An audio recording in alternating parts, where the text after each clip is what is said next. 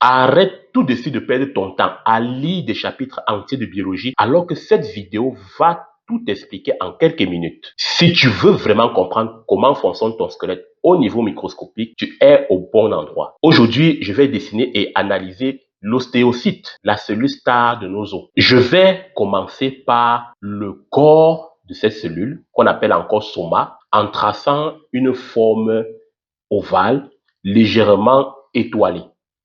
À l'intérieur, on a naturellement le noyau et quelques organites, comme le réticulum endoplasmique, les mitochondries, etc., etc. Bien, le corps de l'ostéocyte que voici est le centre de commande. C'est ici que la cellule synthétise les substances nécessaires au maintien de la structure de nos os. Ce corps cellulaire est étroitement lié au prolongement cytoplasmique qui part de sa membrane. Et ici, je rappelle qu'il ne faut pas faire une confusion avec le corps cellulaire des cellules nerveuses ou neurones. Pour que l'os reste solide, le corps cellulaire analyse les contraintes mécaniques, c'est-à-dire par exemple la pression, le mouvement, et décide s'il faut renforcer ou alors recycler la matière osseuse que nous verrons tout à l'heure. Comme je disais tout à l'heure, à partir du corps cellulaire que voici, je vais schématiser de longs filaments fins qui s'étirent dans toutes les directions, comme les pattes d'une araignée très fine. Je vais aussi montrer d'autres filaments ou prolongements en provenance d'autres ostéocytes que je n'ai pas indiqués ici. Ces prolongements, sur le plan fonctionnel, servent de réseau de communication et permettent à la cellule, pourtant emprisonnée dans du solide que je vais montrer tout à l'heure, de rester vivante.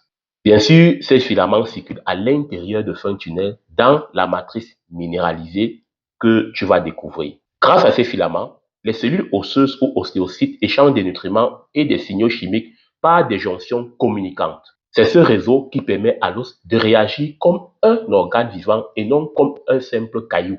Maintenant, je vais schématiser un espace bleuté, un peu comme une sorte de logette ou de capsule qui entoure parfaitement le corps de la cellule ainsi que les filaments.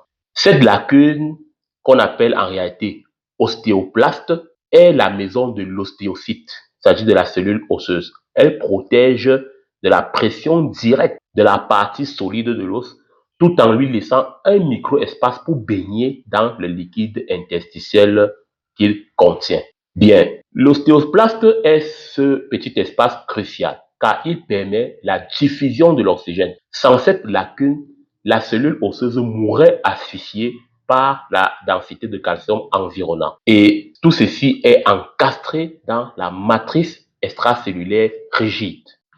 Maintenant, je remplis tout l'espace autour de la cellule et des filaments avec des hachures denses ou une couleur grise, par exemple, pour représenter la masse de l'os. Cette partie, qui est en réalité la matrice extracellulaire, est composée de cristaux d'hydroxyapatite et bien sûr du collagène. En réalité, il s'agit d'une masse de calcium et de phosphore. C'est cette matrice qui assure la dureté et la flexibilité de l'os. Elle exerce naturellement une pression sur le corps cellulaire lors d'un effort physique, mais comme je disais tout à l'heure, la lacune ou l'ostéoplaste va un peu réduire les effets.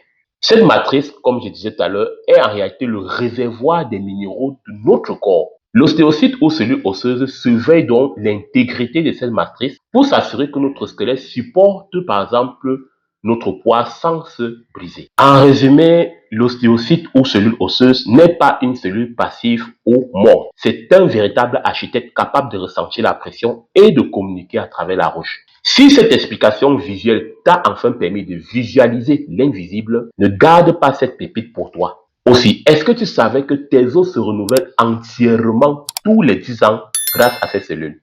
Dis-le moi en commentaire.